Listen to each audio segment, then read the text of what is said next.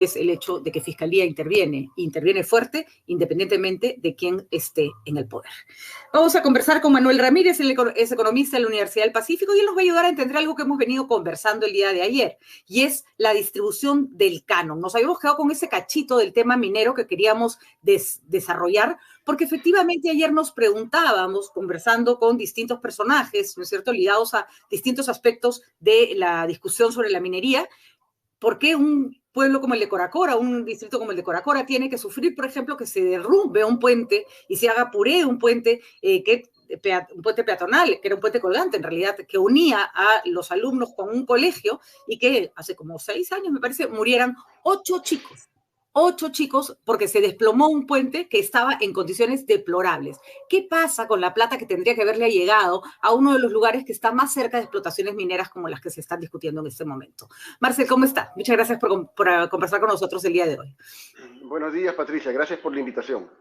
Bueno, queríamos saber contigo, Marcel, un poco qué es lo que pasa con la distribución del canon, porque efectivamente tenemos este problema, ¿no es cierto?, de las comunidades que sienten que los beneficios de la minería no les llegan, ¿no? Y quería saber, por ejemplo, si en el entorno de las mineras que se pretenden cerrar hay un canon importante y se ha gastado de manera eficiente.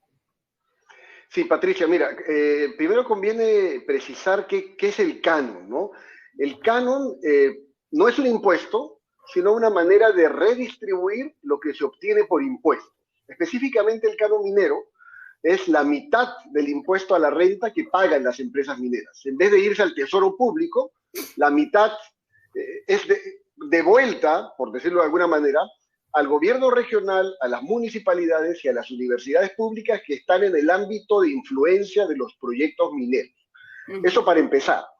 ¿Cómo se distribuye? Hay unos índices de distribución que el MEF aprueba todos los años, cada año, en base a necesidades básicas insatisfechas. Por lo tanto, va a asignar más dinero a las localidades que tienen mayores brechas.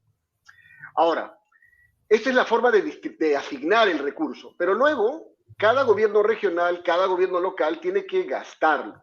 Y ahí es donde nosotros solemos encontrar los mayores inconvenientes. Por ejemplo, a este momento, en promedio a nivel nacional, el 50% del canon se ha gastado, recordando que solo puede asignarse para inversión pública, de ninguna forma a gasto corriente. Y específicamente en el caso de Ayacucho, mirando los datos más recientes, entre el 30 y 35% de sus ingresos provienen del canon.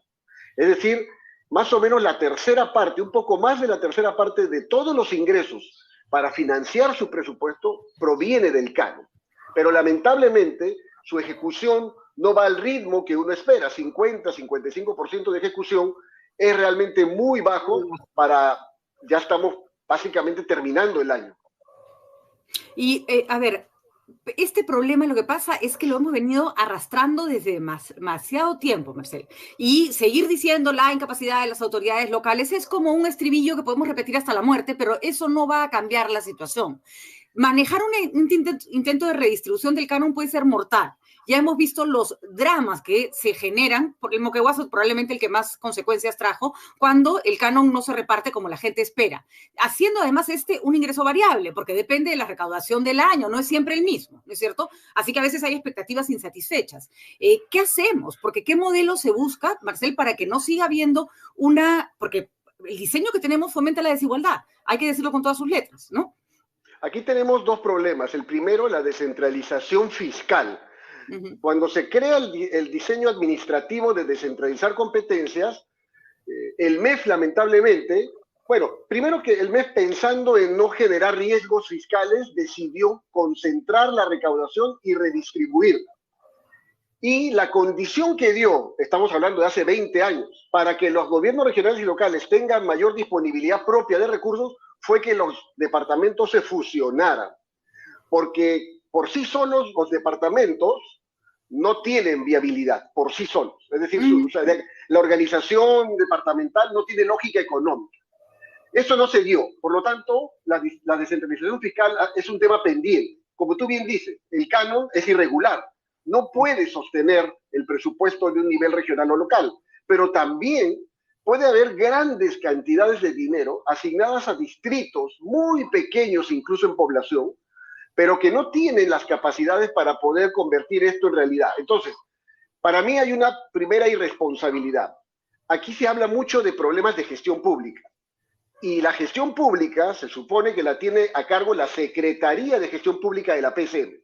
Es decir, no es posible mantener transferencias de recursos a niveles de gobierno que no tienen capacidades y nadie dice nada respecto al fortalecimiento de esas capacidades.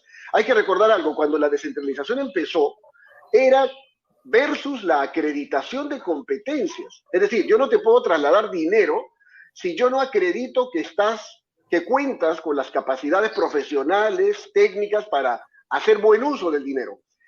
Y eso lamentablemente no se cumplió y hasta ahora no se cumple.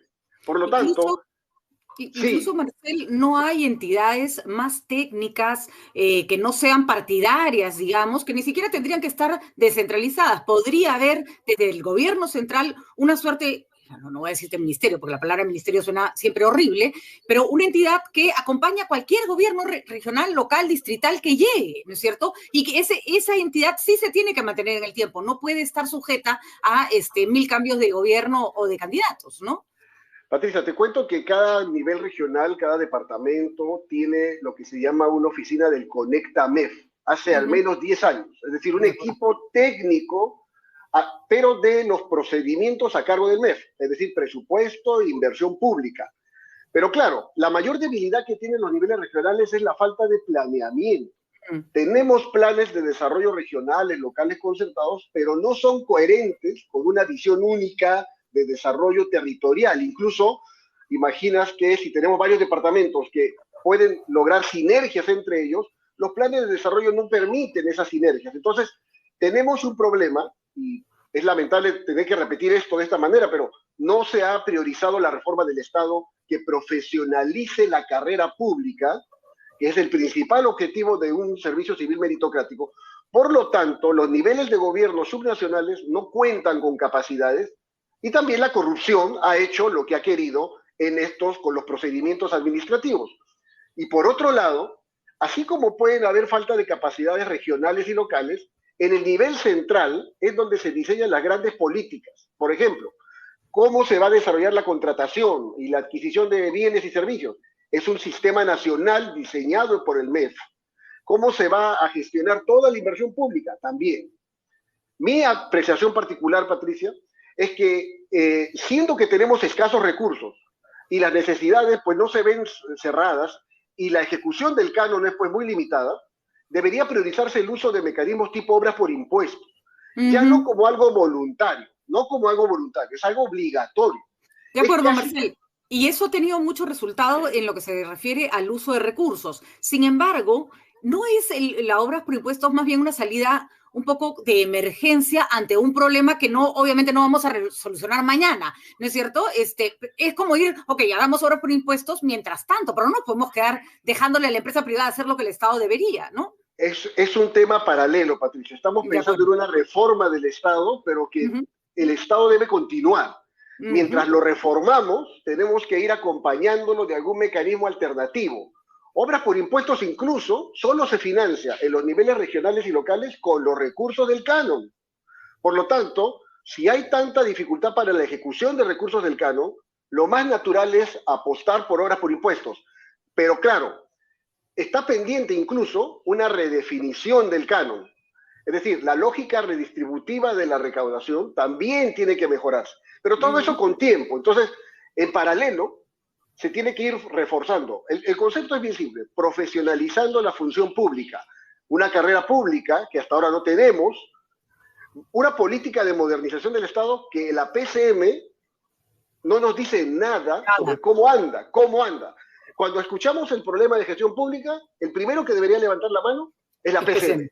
Aquí estoy, la política empezó hace 18 años, la descentralización empezó hace 20 años y nadie nos dice cómo anda. Está abandonada, ya terminó, de repente no nos hemos enterado, ya terminó la descentralización con el simple hecho de desconcentrar las funciones. Ahora, Aquí hay una responsabilidad compartida entre creo que casi todos los grupos políticos de nuestro país. Primero porque son varios gobiernos los que han pasado en estos años sin resolver el problema, Marcel. Y por otro lado, porque, por ejemplo, lo hemos dicho tantas veces que ya provoca echarse a llorar, pero cuando el Congreso estuvo en manos de una mayoría fujimorista, puede haber sido cualquier mayoría, pero una mayoría que le permitía tener los votos para los grandes cambios que se necesitaban, se dedicaron a pelearse, a sacarse los ojos y sacar presidentes y no sé, y ahí están creo que prácticamente, si sumamos todos los partidos políticos que han tenido poder, finalmente se han zurrado, porque incluso algunos han estado en gobiernos regionales, ¿no es cierto?, con fuerza, y tampoco es que hayan hecho cambios importantes. Ya, o sea, no quiero parecer pesimista, Marcel, pero ¿cuándo y cómo? Porque no podemos seguir generando dinero que no llega a donde tiene que llegar, ¿no? Patricia, La indignación sí. de la gente en comunidades a veces no la logramos entender, pero basta viajar un poco, Marcel, para decir, esto no está bien. O sea, no está bien que mueran 8 chicos porque se cae un puente, porque no tienen cómo llegar al colegio, cuando ahí nomás hay una mina que genera millones de dólares para el Perú, ¿no? Patricia, tenemos hospitales concluidos que brillan por lo nuevo que no pueden ser utilizados. Ayer se bloqueó una carretera en la selva por una obra que está paralizada hace 2 años. En realidad, el Estado durante las últimas décadas no ha tenido al ciudadano en el centro. Y a pesar de que así lo ha dicho, yo tengo una apreciación muy particular, y es que primero a nadie le ha convenido ni le conviene formalizar un plan de desarrollo nacional. A ninguna autoridad, lamentablemente. ¿Por qué? Yo creo que hay voy a decirlo de esta manera, el Estado a lo largo de los años se ha debilitado tanto que ahora observamos justamente el resultado de ese debilitamiento. De acuerdo. La mayoría quiere aprovecharse del Estado, básicamente. Pero tenía que suceder una crisis, en mi expectativa, lo suficientemente seria para generar la noción de cambio, de sentido de urgencia de un cambio. Pero lamentablemente pareciera que la COVID no ha sido la crisis que ha golpeado lo suficiente como para generar el sentido de unidad que tal vez la crisis de los 90 generó. No hay otra alternativa más que salir. Yo tengo también otra apreciación. Nosotros cuando dejamos de ser apoyados por el Fondo Monetario para salir de una crisis, no aprendimos a evitar las crisis. Por lo tanto, nos subimos sobre la ola de los precios de los commodities y cuando el piloto automático se va apagando, nos quedamos con lo que simplemente no desarrollamos. Yo lamento decir que tenemos que llegar a una crisis muy seria para que de repente ni siquiera las autoridades, sino los ciudadanos, seamos los que exijamos a las autoridades que coloquen las prioridades correctas. Yo no observo un liderazgo en la clase política ni en las autoridades actuales que quieran realmente darle un sentido de visión de futuro al país, incluso aprovechando la crisis, porque todos los muertos de la crisis y todas las familias quebradas por la crisis tienen que ser un costo, una inversión, entre comillas, para sacar adelante al país de una manera radical.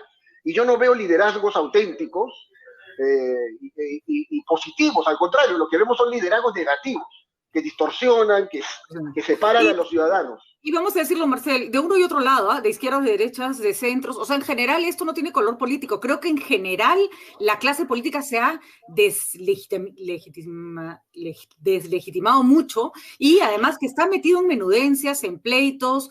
Ya vemos, o sea, de verdad, tenemos una carrera pública magisterial parada. Estamos todos discutiendo por $20,000 en un water en Palacio, pero que no es poca cosa, hay que decirlo con todas sus letras, es un escándalo, pero que da cuenta de la minucia de los temas grandes como la educación se pierden en un tema que podría parecer anecdótico, no lo es, pero que no nos permite mirar y solucionar lo que tenemos que solucionar, ¿no? Hay una palabra que yo siempre encuentro ausente en las discusiones de las autoridades y es el desarrollo, el bienestar. No está presente, en el vocabulario. Y otro término es el cohesión social. Entonces, como no está en el vocabulario, entonces las acciones que se reflejan son básicamente el conflicto y tratar de aprovechar un rebote económico. Es decir, realmente el Estado nuestro es un Estado que en la categoría de Estados es un Estado básico. Es básico, es como si fuera un niño al que tiene sobre sus hombros enormes responsabilidades. Bajo ese supuesto, la informalidad nunca se va a reducir, la corrupción nunca se va a reducir tampoco, y los grandes problemas se van a acrecentar. Lamentablemente, también siguiendo un poco la línea que tú mencionas, sin querer ser pesimista, pareciera que tenemos que llegar hasta la crisis más profunda para que no haya otra alternativa que buscar una salida en la que de repente necesitemos el apoyo, yo pienso ahora más que nunca de la ciudadanía, que se ponga frente a las autoridades, le exija, ya hemos dicho tantas veces la rendición de cuentas, pero que se ponga exigente con las autoridades. El Congreso, por otro lado, también debería ponerse exigente, por ejemplo, ahora discutiendo la ley de presupuesto, o por ejemplo, la delegación de facultades, que tampoco me parece debería otorgársele al Poder Ejecutivo en esta ocasión. De acuerdo, totalmente de acuerdo, porque no creo que no está mostrando un plan de trabajo lo suficientemente serio como para recibir esa responsabilidad. Sin negar que efectivamente hay muchas cosas por hacer, pero creo que incluso las facultades implican un nivel mínimo de confianza que este gobierno, y no tal vez pro Franque, pero que este gobierno no está logrando generar. Marcel, me quedo con pesimismo, de verdad. No sé, a veces siento que tendríamos, que parece que nos tenemos que ir al demonio de cabeza completamente para empezar a hacer las cosas bien, y repetimos, una de nuestros oyentes dice, ya me deprimí, sí, Carla, yo también ya me deprimí un poco, pero vamos a ponerle un poco de ganas a esto, creo que hay todavía mucha gente con ganas de trabajar por el Perú, pero efectivamente probablemente pasemos épocas muy duras hasta que aprendamos que... vamos, que la plata no llega sola, como decía García, la plata cuesta el esfuerzo de miles de peruanos generar riquezas para nuestro país, ¿no? Yo creo que no hemos aprendido, como tú bien dices, Patricia, que la riqueza se gana, Así que es. nadie nos la regala. Y esto es porque las últimas 2 décadas nos han hecho creer, lamentablemente, que no había que pensar en que hubiera un futuro y que el futuro podía ser más incierto y que eso requiere una planificación. Nuestros vecinos están aprovechando incluso la crisis. Es decir, saber aprovechar la crisis es obviamente de estados más estratégicos. El nuestro nunca lo ha sido, o al menos no se dio la oportunidad de serlo. No somos un país de pobres en un país rico, somos un país de pobres en un país completamente ineficiente, ¿no es cierto? Que tiene ahí, sí, riquezas que explotar, pero que a la hora que le toca hacerlo lo hace de la forma menos justa y menos eficiente posible. Realmente una pena, realmente una pena. Pero gracias, creo que queda claro que no se ha avanzado prácticamente nada, y si hubiéramos avanzado, hubiéramos tenido un modelo económico mucho menos polarizante y mucho menos que generara la desigualdad. No es cuando se habla del modelo económico, no tenemos que olvidarnos que también forma parte del modelo económico que el Estado pueda hacer uso eficiente de los recursos. No se trata solo de generar riqueza, ¿no? De nada nos sirve tener un montón de plata y sentarnos encima de ella, ¿no? Totalmente de acuerdo. O lo que es peor, gastarla mal, ¿no? Porque mira, en el extremo uno preguntaría, ¿es preferible que la empresa se quede con sus impuestos o que se haga todo el circuito de trasladarlos como impuestos al Estado para que el Estado convierta los impuestos en bienestar? Es una discusión válida finalmente, sí que vemos que en ese recorrido público no se está logrando la eficacia y la eficiencia y los resultados que todos esperan.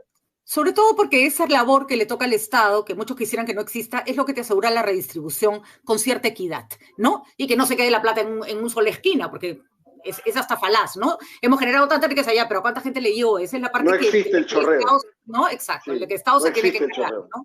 Exacto. Muchísimas gracias. Tiene que aprender a hacerlo. Así es, no es que se nos rebalsa la taza y todos estamos felices, no, así no. Hay que saber distribuir lo que tenemos en la taza en tazas iguales. Muchísimas gracias, Marcel. Creo que ha sido muy, muy claro y nos da una perspectiva de lo que está pasando en nuestro país. Marcel Ramírez, economista, nos ayudó a entender el tema de la falta de distribución del canon y por qué genera tantos conflictos. Muy buenos días, Marcel. Ya estamos